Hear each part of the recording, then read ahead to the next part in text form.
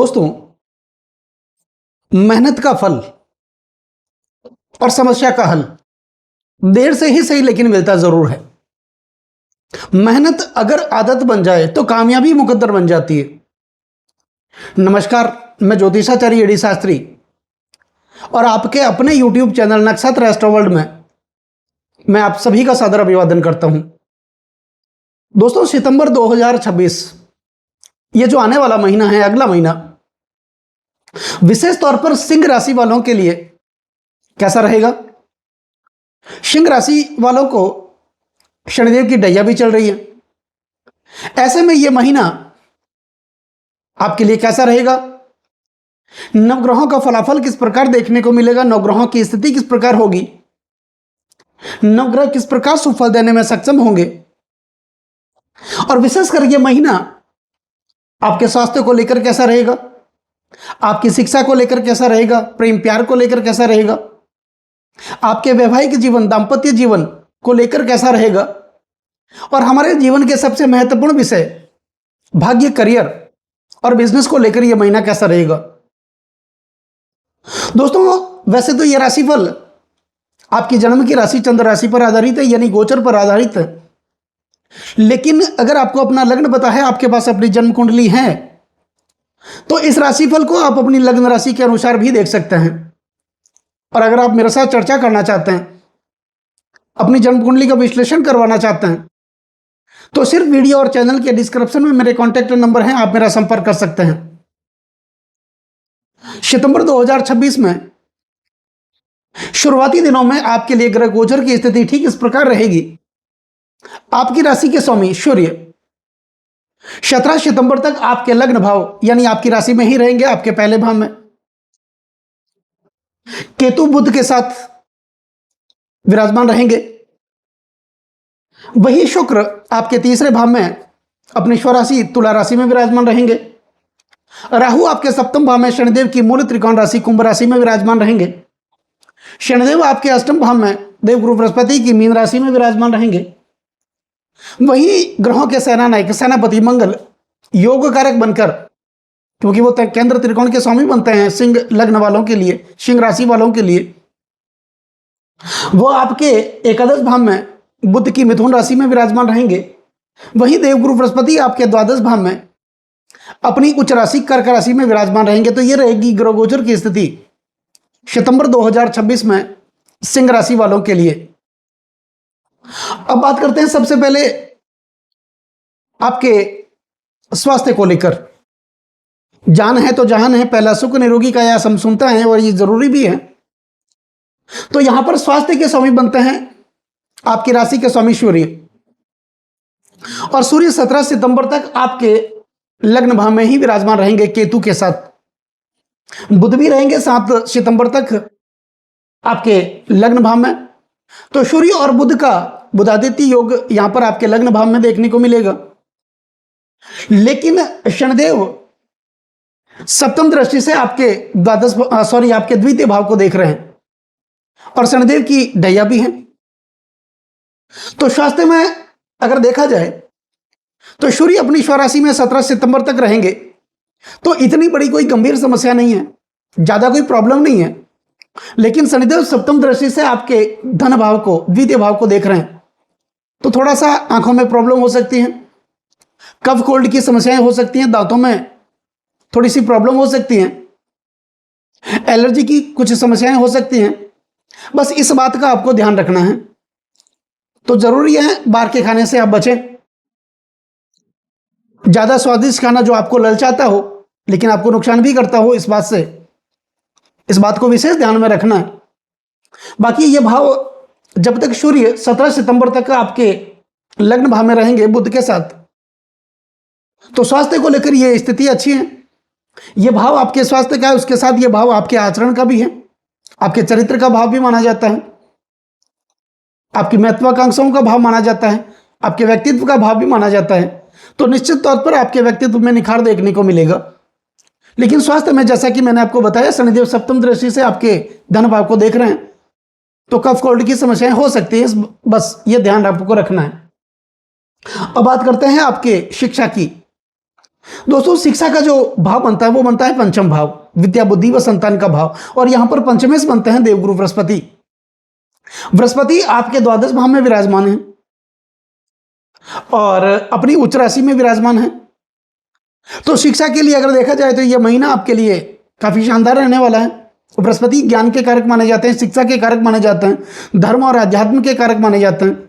वो पंचमेश बनकर के आपके द्वादश भाव में तो हैं, शिक्षा में खर्च तो होंगे, पैसे खर्च करवाएंगे वो, क्योंकि द्वादश भाव जो होता है वो खर्चों का भाव माना जाता है, लेकिन अच्छे कार्यों में आपके पैसे खर्च होंगे जिसका सार्थक परिणाम आपके लिए देखने को मिलेगा।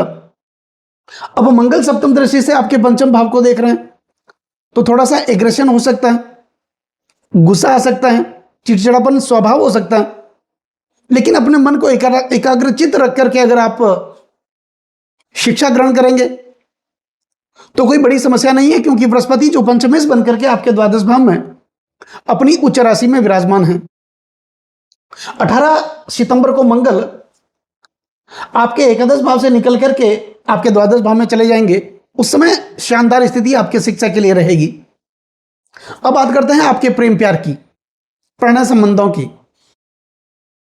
तो पंचम भाव बनता है प्रणय संबंधों का भाव, प्रेम प्यार का भाव। यहां पर पंचमेश देवगुरु बृहस्पति ही बनते हैं। बृहस्पति अपनी उच्च राशि में आपके द्वादश भाव में है, तो यह प्रेम शादी में भी बदलेगा, एक दूसरे में समझ विकसित होगी। पारिवारिक पहले समस्याएं बनी होती, परिवार वाले मान नहीं रहे थे, तो वो प्रेम शादी में बदलने की प्रबल संभावना यहां पर बन रही है। लेकिन मंगल देख रहे हैं 18 सितंबर तक आपके पंचम भाव को, तो मंगल रज के कारक हैं, अग्नि प्रदान ग्रह है, तो थोड़ा एग्रेशन वो दे सकते हैं, शंकाशील स्वभाव बना सकते हैं। बस एक दूसरे को समझ करके आप आगे बढ़ेंगे, कोई भी निर्णय लेंगे तो कोई गंभीर समस्या नहीं है, क्योंकि पंचमेश देवगुरु बृहस्पति अपनी उच्च राशि में ये आगे भी विराजमान रहेंगे आपके द्वादश भाव में। अब बात करते हैं आपके दाम्पत्य जीवन की, वैवाहिक सुख की, पति पत्नी की। तो यहां पर सप्तमेश बनते हैं शनिदेव, क्योंकि सप्तम भाव ही दाम्पत्य जीवन का माना जाता है। तो सप्तमेश बनते हैं शनिदेव, और शनिदेव आपके अष्टम भाव में विराजमान है। हालांकि वो वक्र अवस्था में है, वक्री चल रहे हैं, उल्टी चाल चल रहे हैं। तो अष्टम भाव में जब भी कोई वक्री ग्रह वक्री होता है वो एक भाव पीछे का फल देते हैं, यानी शनिदेव की मूल त्रिकोण राशि कुंभ राशि का फल देंगे, और आपके सप्तम भाव का फल भी शनिदेव देने वाले हैं। तो स्थिति ठीक है, राहु विराजमान है आपके सप्तम भाव में, शनिदेव की मूल त्रिकोण राशि कुंभ राशि में, और यह राहु की सबसे पसंदीदा राशि मानी जाती है।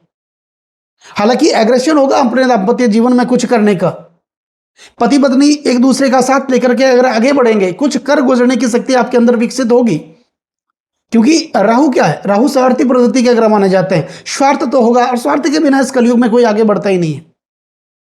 तो ये जज्बा आपके अंदर होगा कि मुझे कुछ न कुछ करना है, आगे बढ़ना है, क्योंकि सप्तम भाव दशम से दशम होने के कारण आपके कार्य क्षेत्र का भाव भी माना जाता है। तो भागीदार के साथ अगर आप कोई व्यापार करना चाहते हैं, व्यापार की शुरुआत करना चाहते हैं या कर रहे हैं पहले से, स्थिति अच्छी है, क्योंकि शनिदेव वक्री है और वो रेवती नक्षत्र बुध के नक्षत्र में है। बुध आपके धन भाव के स्वामी बनते हैं और आपके व्यापार भाव के स्वामी बनते हैं, और शनिदेव रेवती नक्षत्र बुध के नक्षत्र में है, वक्री है, तो सप्तम भाव का फल देंगे। पति पत्नी के लिए भी ये स्थिति अच्छी है, भागीदार के लिए भी ये स्थिति अच्छी है। दाम्पत्य जीवन में कुछ अच्छा देखने को मिलेगा, दोनों में समझ विकसित होगी, और उसका प्रभाव पूरे पारिवारिक जीवन पर देखने को मिलता है, क्योंकि पति पत्नी में प्रेम भरा वातावरण तो हमेशा होना ही चाहिए। तो यह स्थिति ठीक है। सूर्य 17 सितंबर तक आपके लग्न भाव में है, अपनी स्वराशि में है, और ये सप्तम दृष्टि से आपके सप्तम भाव को देख रहे हैं, तो स्थिति अच्छी है। अब बात कर लेते हैं हमारे जीवन के सबसे महत्वपूर्ण विषय, भाग्य, करियर और बिजनेस की। तो यहां पर भाग्येश बनते हैं मंगल, नवम भाव के स्वामी। जैसा कि सिंह लग्न सिंह राशि वालों के लिए ये ज्योतिष का कार्यक्रम है, तो सिंह राशि के लिए मंगल केंद्र और त्रिकोण के अधिपति बनकर के योग कारक माने जाते हैं, वो मुख्य ग्रह माने जाते हैं, प्रबल ग्रह माने जाते हैं। तो वो त्रिकोण के स्वामी हैं, नवम भाव के स्वामी हैं एक राशि से, और एक राशि से चतुर्थ भाव के स्वामी हैं, केंद्र भाव के स्वामी हैं। तो यहां पर केंद्र त्रिकोण का कनेक्शन देखने को मिलेगा। तो यहां पर भाग्यश मंगल बनते हैं और मंगल आपके एकादश भाव में, हालांकि वो शत्रु राशि में मिथुन राशि में विराजमान है, लेकिन भाग्यश जब एकादश भाव में जाते हैं तो ये व्यापार का लाभ देते हैं, इनकम का लाभ देते हैं, आय के नए नए साधन हमारे लिए उपलब्ध करवाते हैं, कुछ आगे बढ़ने का जज्बा भी देते हैं, उग्रता भी देते हैं साथ में। ये भाव सपनों का और इच्छाओं का माना जाता है। मंगल हमारे जब भाग्यश जाते हैं एकादश भाव में, वो सपने, वो डिजायर पूरे होंगे, जो इच्छाएं आपकी दबी हुई थी लंबे समय तक वो पूरी होगी।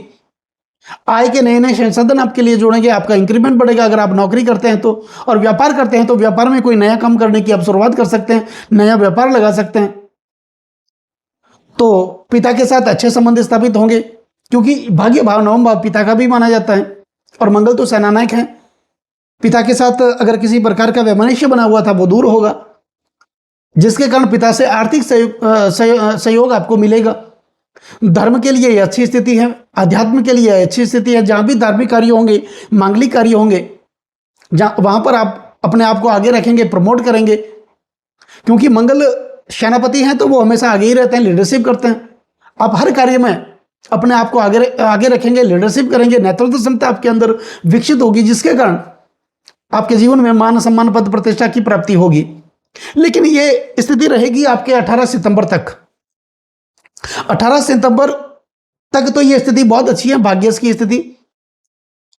तो यहां पर मंगल एक राशि से वो चतुर्थेश भी सुखेश भी बनते हैं, पारिवारिक सुख का लाभ देंगे, प्रॉपर्टी का लाभ देंगे, भूमि का लाभ देंगे। अगर आप प्रॉपर्टी खरीदना चाहते हैं वो भी स्थिति 18 सितंबर से पहले अच्छी है।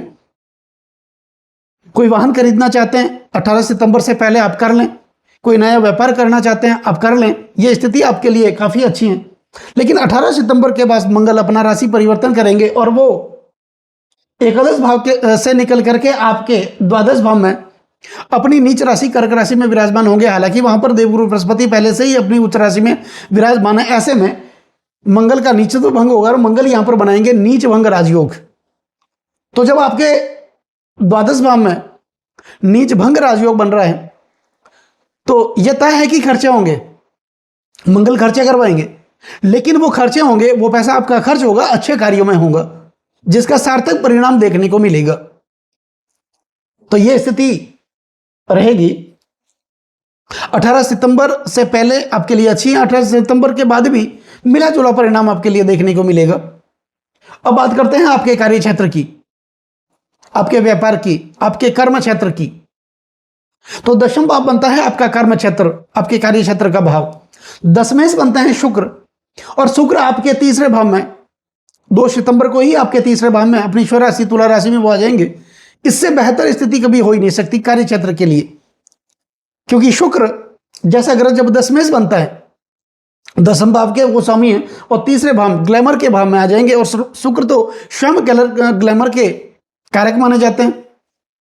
तो जो लोग ग्लैमर के क्षेत्र से जुड़े हैं, गीत संगीत नृत्य कला के क्षेत्र से जुड़े हैं, मीडिया के क्षेत्र से जुड़े हैं, इनके लिए जो सितंबर का महीना होगा, जो सिंह राशि वाले होंगे, काफी शानदार रहने वाला है।